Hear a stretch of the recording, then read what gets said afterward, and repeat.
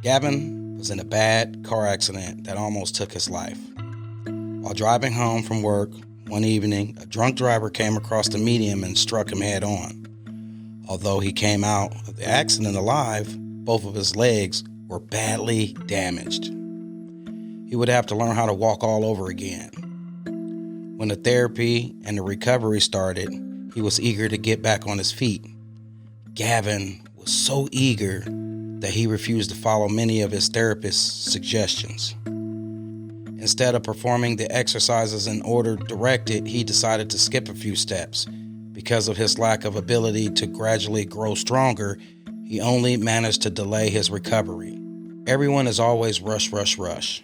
Busy this, busy that. Desperately trying to fit 48 hours in a day. Instead of slow growth, we put it all on the line by rushing through the process. We sometimes move so fast that we become willing to even cut the corners. Listen up, people. By allowing yourself to speed through things, you only open up the opportunity of missing out on a very important step. Slow yourself down a bit and stick to the routine long enough for you to at least form a habit. Once you get your rhythm going, you can always adjust your speed accordingly. Small steps matter too. Welcome back to the First Cup KC. It's your boy, Coffee Cup Chuck. On today's episode, I'd like to spotlight Ricardo Lucien. He is a business developer, an adaptive athlete, and he's a motivational speaker. Ladies and gentlemen, please welcome Ricardo Lucien. Hi, my name is Ricardo. I'm a business developer, motivational speaker, and adaptive athlete. But that wasn't always the case. 13 years ago, I was shot in my back while driving my car on a highway back in Venezuela, where I was born and raised. Another car passed by, started shooting, and it hit me, breaking one of my ribs, pinching both my lungs, and hit my spinal cord. Ever since, I haven't been able to walk or use my legs at all. Being in a wheelchair was very challenging at first. Laying down in a bed in a hospital after doctors had told me that I was never going to be able to walk again was very tough. Probably one of the toughest situations that I've ever faced in my life. Not only because of me, but because of how it affected the people that loved me the most and that I loved the most. My family's always been super supportive, and they showed how much I meant to them that day.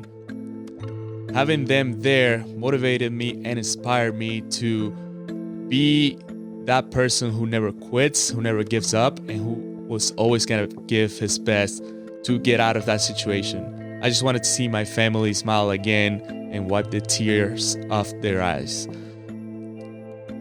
After leaving the hospital and going back home, still in Venezuela, my family was trying to find the best way for me to recover from this injury. It wasn't too long before we discovered a really nice place in Miami for physical therapy. That ended up bringing me to the US 3 months after my injury. When I first got to Miami, it was a huge challenge. I didn't know English, I didn't know the culture, I didn't know many things that were also on top of me not being able to walk, not knowing my new body and my functions very well. So I had to relearn how to do life again. Thankfully, the US and in this country, I found all these opportunities to be and have access to a regular, normal life. I had physical therapy, I worked really hard, I started studying English, I started going to college for it, I started developing these friendships, and most importantly, I started getting into the adaptive athlete sports. I started playing wheelchair basketball in 2010 for the Miami Heat Wheels Association. That's a Division III team back in Miami where I had the opportunity to get surrounded by people who inspired me and showed me the sports were real. The sports was a possibility for me to overcome the side effects of the injury.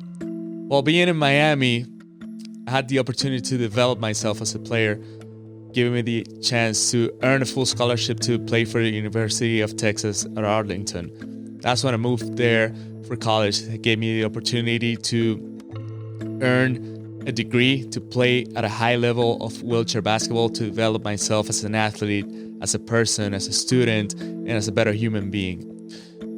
That's probably one of the best experiences of my life because it allowed me to stay in the US. It gave me a life that I was not supposed to have back in Venezuela. And it actually made me realize how happy I had after achieving and accomplishing so many things, including the national championship of my senior year in 2017. After that, I had a job offer here in Kansas City. That's where I ended up moving.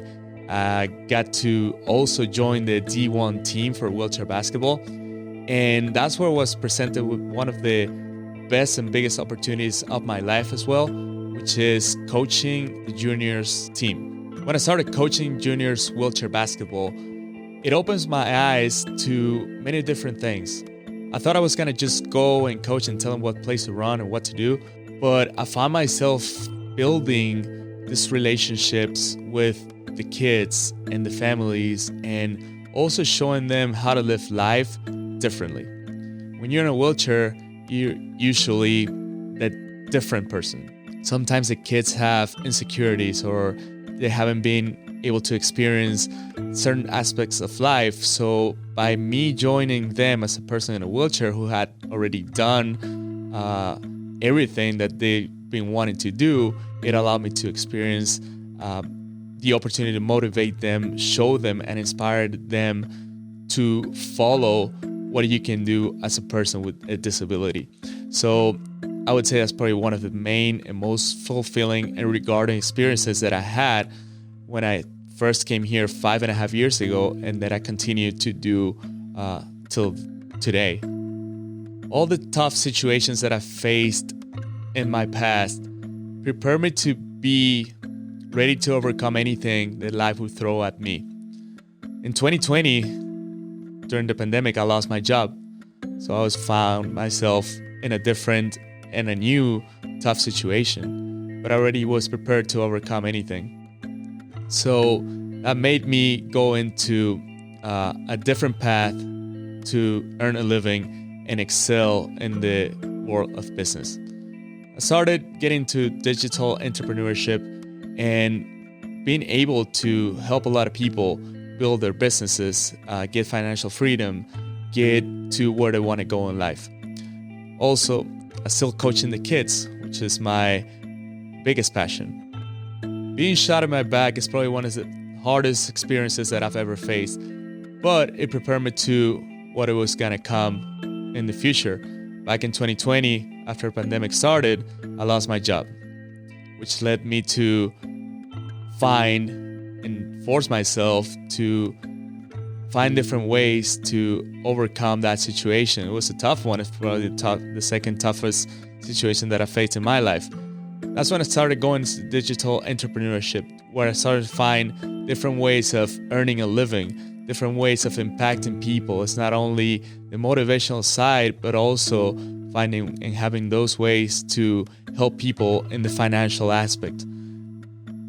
By becoming a business developer, I've been able to create a community of people around the world who just want to improve and better themselves so that they can help others, they can help their own families, so they can do what I've done, which is help my own family, show them that anything is possible, show people and show kids and children and people around the world that by not quitting, you can achieve anything you want in life, and success is inevitable when you just keep going, when you persevere.